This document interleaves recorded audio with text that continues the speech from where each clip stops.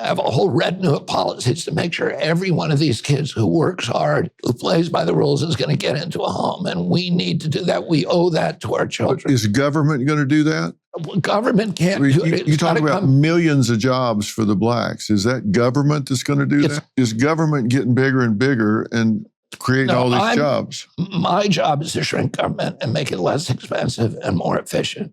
And we have opportunities to do that today. One, the biggest expense is chronic disease in our military-industrial complex. We also can cut waste in government like never before. The Pentagon audit that came out last month showed that they lost $4 trillion.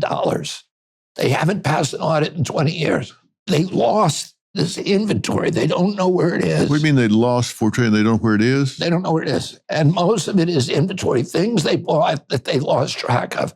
A lot of times they'll buy 2 or 3 or 4 times the same item because they can't find it. But you can use AI walkers to go through all the stockpiles and identify every single thing that's in there so you don't lose anything ever. And you can use blockchain to make sure that every American can see every expenditure from the Pentagon, make sure we're not buying, $16,000 toilet seats. And we have an opportunity now to eliminate waste like nothing before in history. And I have a strategy for doing that and how to get it through Congress, because with that one, we do need to get through Congress. And when you talk about climate change, how do you keep out of a fist fight about that and just start doing things that make a difference? I believe climate change is existential. I believe that it's related to human emissions, various kind of emissions, carbon and methane, but I don't insist anybody else does. And I know there's a lot of people who just don't believe that, but I believe it. I also have been working on those issues for many, many years. And I don't believe in top-down solutions. I always talk about market-based solutions, that we need free markets, that if we actually had true free markets in this country, we wouldn't have any pollution.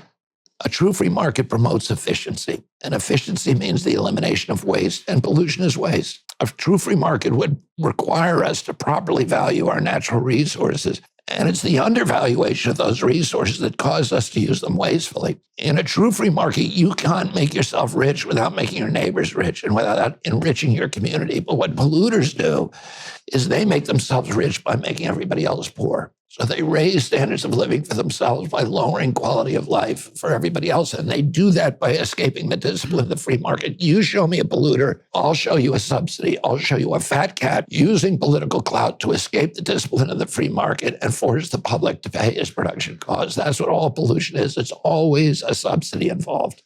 And I'm going to eliminate the subsidies. Do you agree that you don't subsidize things you don't want more of? Yeah. I mean, that's pretty obvious. I say it because it sounds so obvious. If somebody's going to be president of the United States, we subsidize things we don't want more of, but yet we subsidize them. We paid people more to stay home during COVID than they could make if they went to work, right? And so they did. And then it opens back up and people say, I can't figure out what happened to the supply chain. Well, hell, you paid everybody to stay home. They stayed home instead of working. You say the explanation is incompetence.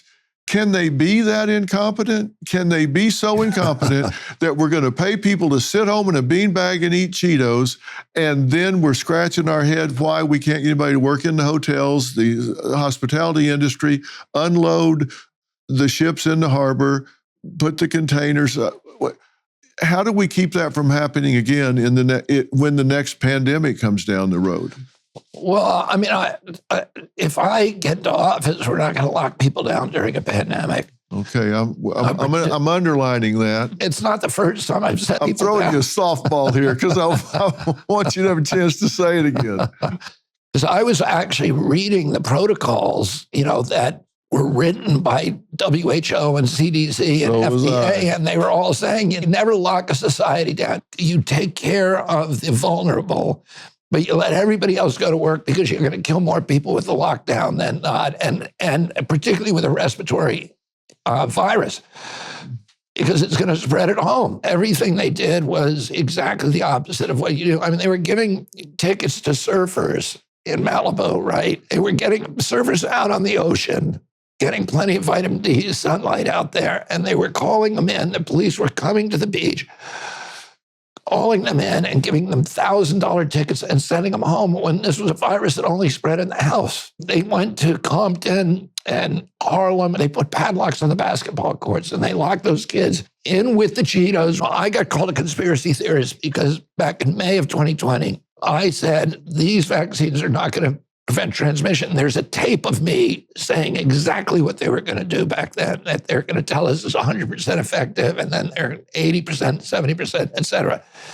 So the regulators knew that, and yet they were saying something the opposite of that. If you were going to say what the Biden administration is doing to keep you from running for president, to keep you as out of this race as possible, what are they doing? You're not in the debate. They're blocking me from participating in the debate. They told CNN they would not show up at the debate if I was on the stage. They're suing me to try to keep me off the ballot. They won't provide me Secret Service protection.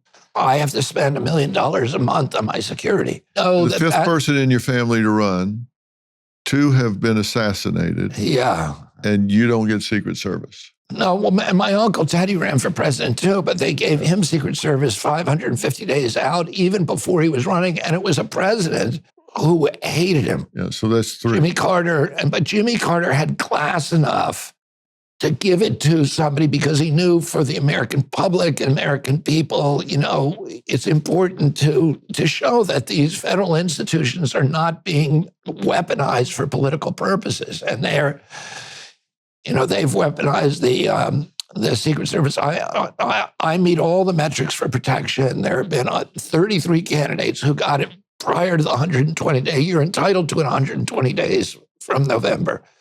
There have been 33 candidates who've gotten it before that, who had most of them had a fraction of the support that I have. It's a distressing time for American democracy.